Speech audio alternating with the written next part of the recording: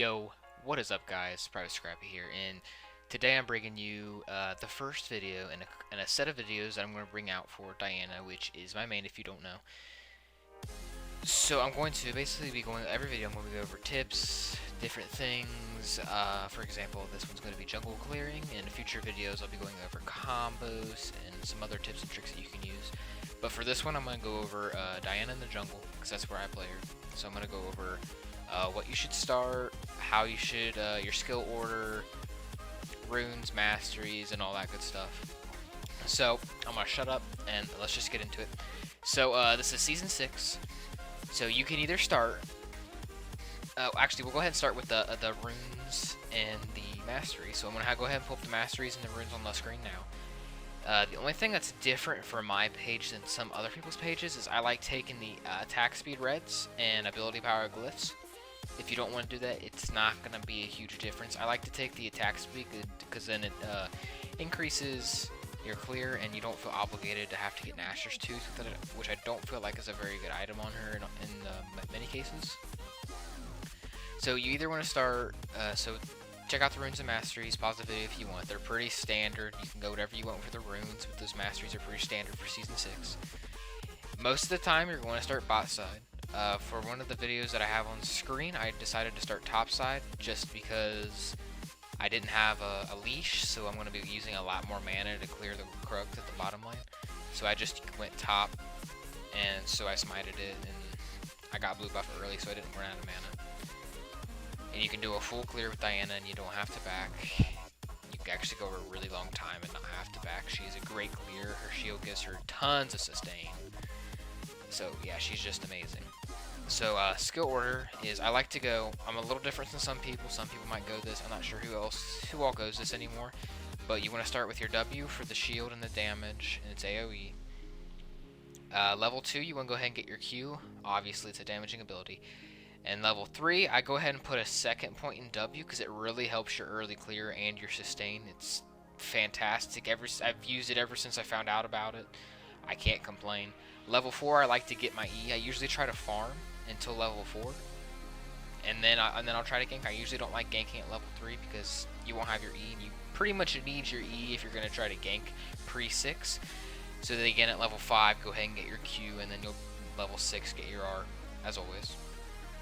As far as smiting the camps, which you've probably seen on screen, is always smite the first camp, whether you're starting top or bot side. Always smite the first camp, and then I like to save the second smite until I get to the second buff. If you're gonna back after 3 camps, you can go ahead and do that. But what I would recommend going ahead and doing, like, say if you're starting blue side, I would go ahead and do Krugs, red, wraiths. If you want to go ahead and do scuttle crab, you can. You don't have to. If you think you might run into a strong early game jungler on the enemy team, go ahead, don't do it.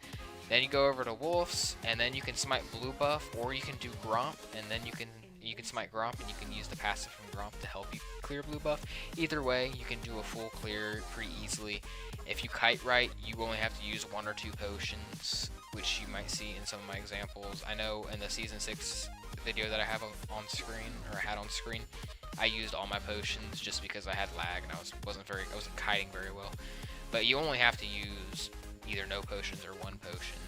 Honestly, probably use at least 2 just to be safe. So that's it for the clear. Sorry if I'm going kind of fast. I'm not used to these videos, so we're gonna keep it going. So next, I got some key tips. As I already stated, kite the camps that you can. Like Krugs, you can kite it out. Red buff, you can kite. You can kind of kite the wraiths or the raptors. They're a little bit harder. You can kite the blue buff or the wolves and the blue buff.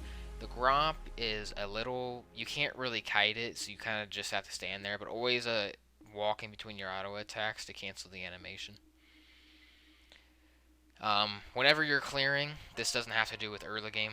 But whenever you're clearing, always smite the important camps. Like, there's really no need to smite wolves unless you're being invaded. So always either smite Gromp, Krugs, or red buff most of the time, especially raptors to give you that vision.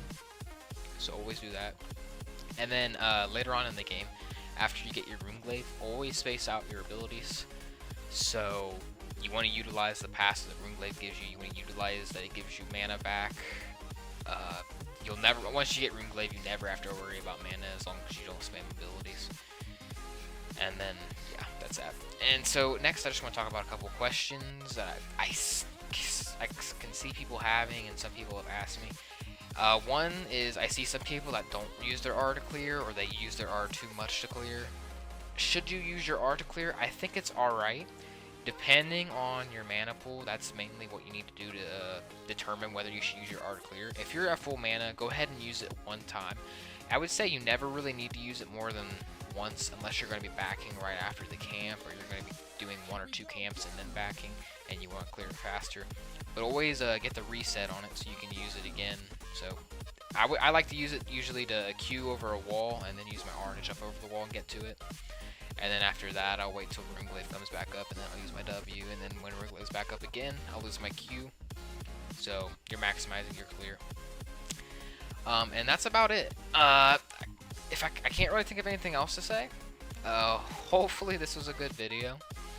It was probably definitely a little rushed, but I wanted to keep it short, but I wanted to pack in a bunch of info. Hopefully I'll do better in the next episode. But anyway, thank you guys so much for watching.